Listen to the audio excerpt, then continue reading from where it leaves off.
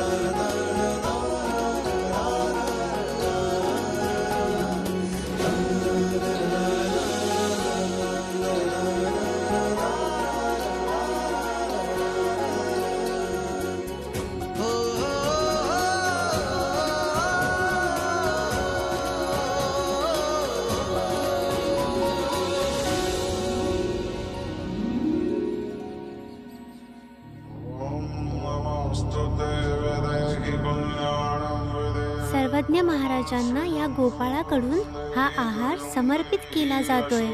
स्वीकार करा महाराज. नमस्कार करा याला नमस्कार. हा तुझा नैवेद्य आम्हाला स्वीकार आहे. आता सांग, तुला कसा आहार आवडतो? चटपटीत पदार्थ, मदिरापान आणि कधी कधी मांसाहार.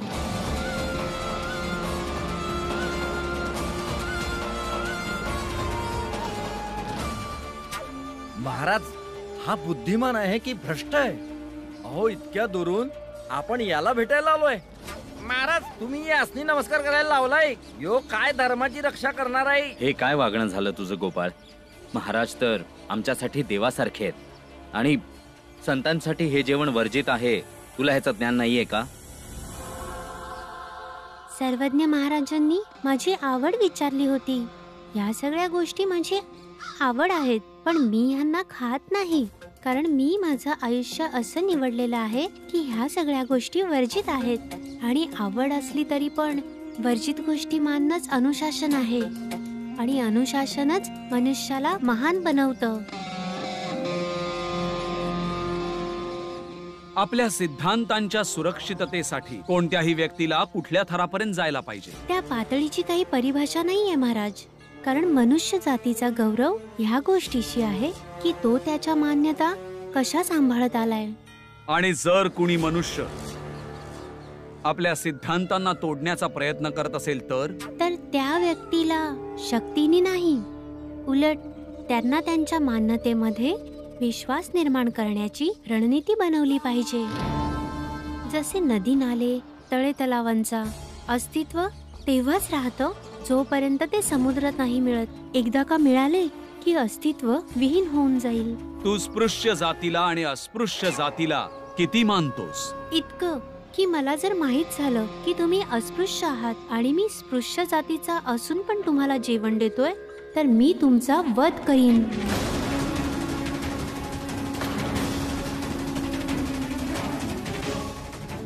आणि जे अंतर देवाने बनवलंय त्याला मानणं आणि न मानणं याचा प्रश्नच कुठे येतो? ते तर आहेच. अद्भुत, अद्भुत. तुझ्या या तर्कशक्तीने मी प्रभावित झालोय बेटा. तू पण चल आमच्या सोबत, साताऱ्याला चल. पण महाराज, आधी तुम्ही प्रसाद तर ग्रहण करा. अवश्य ग्रहण करू, परंतु आमचं काम संपन्न झाल्यानंतर. जशी आज्ञा महाराज. तुलाही यावं लागेल आमच्या सोबत, कारण तुला या मुलासोबत राहावं लागेल, अगदी त्याच प्रकारे जसा त्या भीमरावासोबत रामजी राहतो. चला. अवश्य महाराजांचा विजय असो. सर्वज्ञ महाराजांचा विजय असो.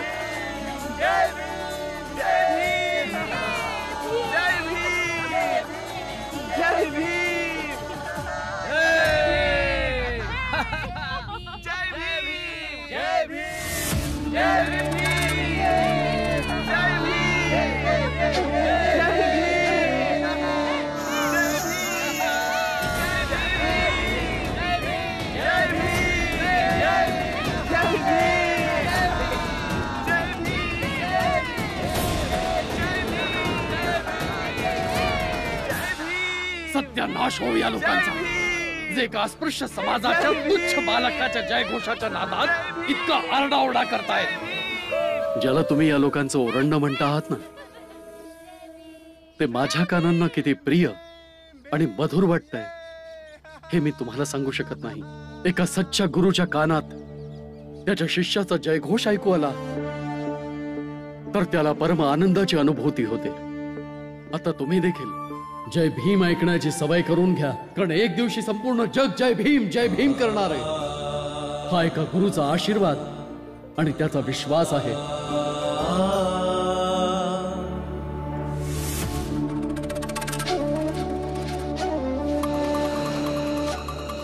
असेच कायम गैरसमजात रहा. जय भीमला पराजित करण्याची विधी महाराज घेऊन येतच असतील.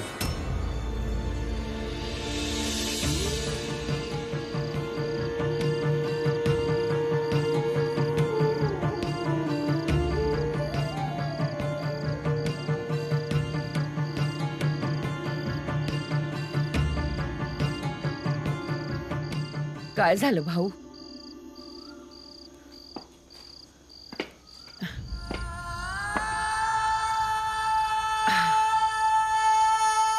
का असा एकटाच येऊन बसलायस?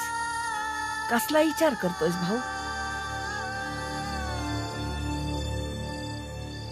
जिजाबाई बद्दल विचार करतोय. जिथं आज भीमाच्या वाढदिवसाला समधी लोक एवढ्या आनंदानं नाचत होती आणि तिथं माझी बायको असं काही तोंड करून बसली होती की जसं काही घरामध्ये कोणी मेलं आहे. सोड ना भाऊ, तुला माहिती आहे ना तिचा स्वभाव कसा आहे. हा, पण आता तिला तिचा स्वभाव बदलावा लागल. ती पूर्ण कुटुंबातली कोणी वेगळी नाही आहे. ती समद्यांसोबत चौथ्याच्या मर्जीनं वागल. जर ती हे मानते की हे घर तिचं आहे, तर ह्या घरातला आनंद, ह्या घरातलं दुःख ते भी तिला मानावंच लागणार. आणि समद्याच जगासमोर हे तिनं दाखवू नये की ती समद्यांपासून वेगळी आहे म्हणून.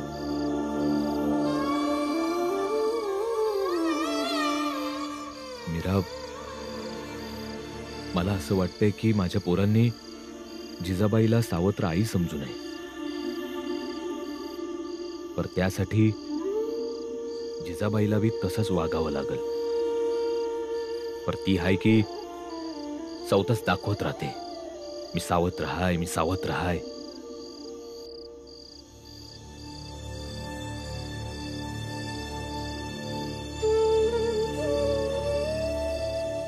मीरा, आज भीमाबाईची लय आठवण येते. आठवते ती रात्र राज्याला भीमाचा जन्म झाला होता. तुमच्या बायकोची अवस्था लई खराब आहे. मूल आणि बाळ दोघांचा जीव धोक्यात आहे. थोडी कळ काढ बाई, थोडी कळ काढ. झालं बाळा, झालं. शांत हो. त्या रात्री भीमाबाईनं किती वेदना सहन केल्या असतील. आज मी विचार करतो तेव्हा अंगावर शहारे येतात. शांत हो, शांत हो. भाऊ येतच असेल, बस.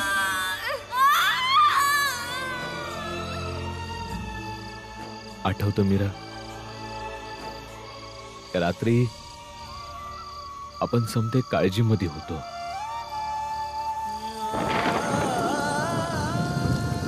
डॉक्टरबाई, दरवाजा उघडा. डॉक्टरबाई. वय आणि तेव्हाच आला आपल्या अडचणी समद्या संपवणारा आमचा पहाटेचा सूर्य भीमराव.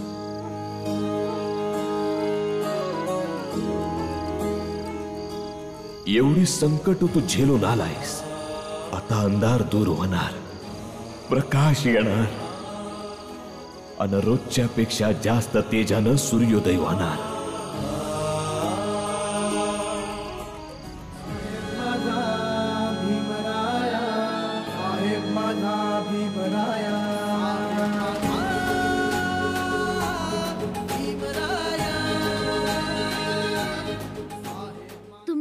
इथं आहात, मग आई कुठं आहे?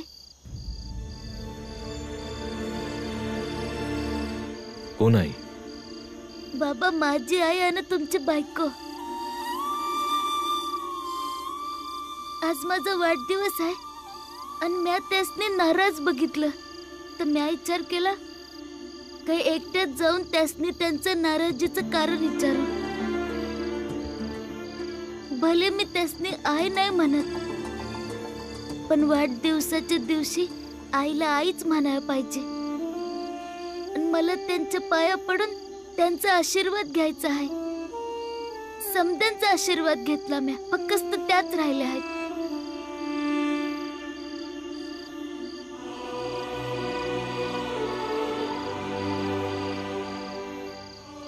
बघितलंस, याला म्हणतात प्रेम. बरं, हे प्रेम जिजाबाईला कुठं समजणार आहे? जा, बोलव तिला आणि विचार की पोरांचं प्रेम आणि योग्य मानानंतर या घरामध्ये काय कमी राहिली आहे, ज्याची ती नेहमी तक्रार करत असती.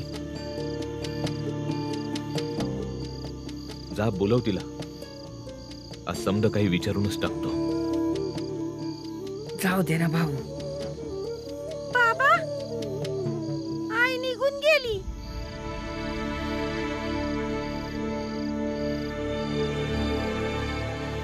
म्हणजे कुठं निघून गेली?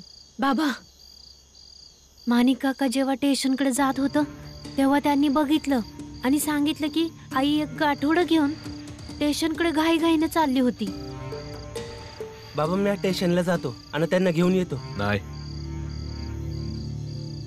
जिजाबाईला शोधायला कुणीच नाही जाणार. तिला यायचं असेल ती सावता येईल. ज्याची पळण्याची इच्छा असती त्याला पाहिजे जेवढं बी पकडा, तो शेवटी पळूनच जातो.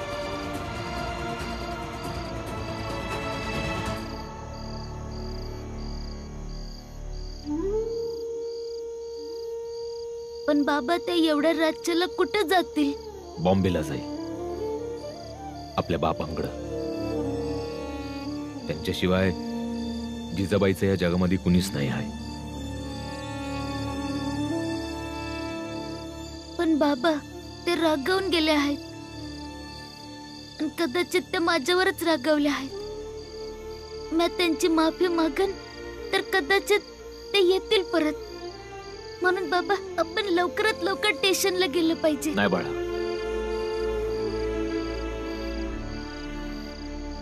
हे बघ बाळा, प्रेम माफी मागल्यानं किंवा कुणासोबत जबरदस्ती केल्यानं नाही मिळत. प्रेम हृदयातून निघणारी एक नदी आहे. ही नदी ज्या दिवशी जिजाबाईच्या आतून निघायला लागल तेव्हा ती सवता परत येईल.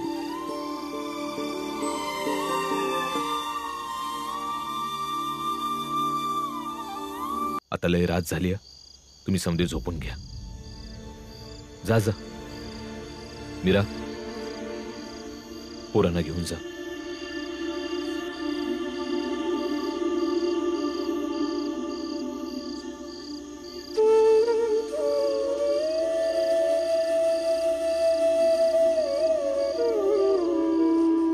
शेठजी, जुने शेठ रामजी संघ फिरून आत गाडीवरती गहू तांदूळ विकतोय. मग तुम्ही देखील विकायला सुरुवात करा. शेठजी, मुद्दा तो नाही हाय, तर मुद्दा हा आहे की रामजी त्याच्या संघ हाय आणि रामजी लय हुशार हाय. तो हात गाडीवर विकता विकता एक दिवस तुमचं दुकान बी विकत घेईल. हो का? मग रामजी सारखा एक बुद्धिमान माणूस शोधा जो आमचा धंदा वाढवू शकेल.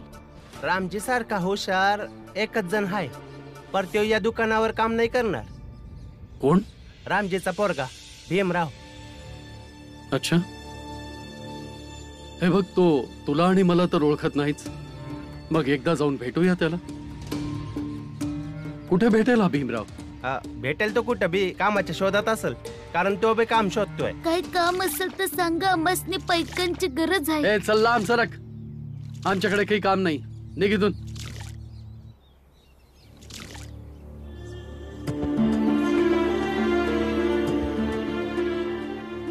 भीम, जेव्हा आई जिवंत होती तेव्हा तर फक्त बाबाच काम करत होते ना, पण आता बाबांच्या संग बालादादा बी काम करतोय आणि मला बी काही ना काहीतरी काम मिळेलच. मग तू का काम शोधतोयस भीम?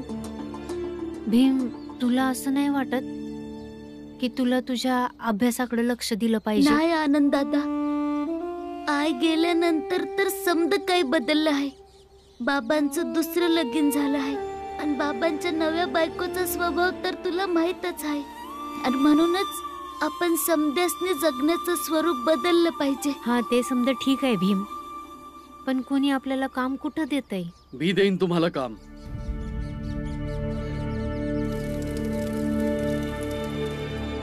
माझ्याकडे काम आहे आणि पैसे देखील चांगलेच देईन मी.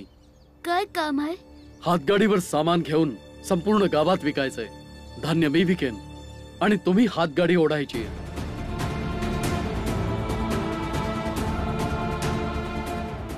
ठीक आहे, आम्ही तयार आहोत. पण मला एक वचन हवंय. तुम्ही दोघं काम सोडून पळून जाणार नाही. तुमच्या आधी जो होता तो पळून गेला आणि माझा दुसरा शोधण्यात फार वेळ जातो.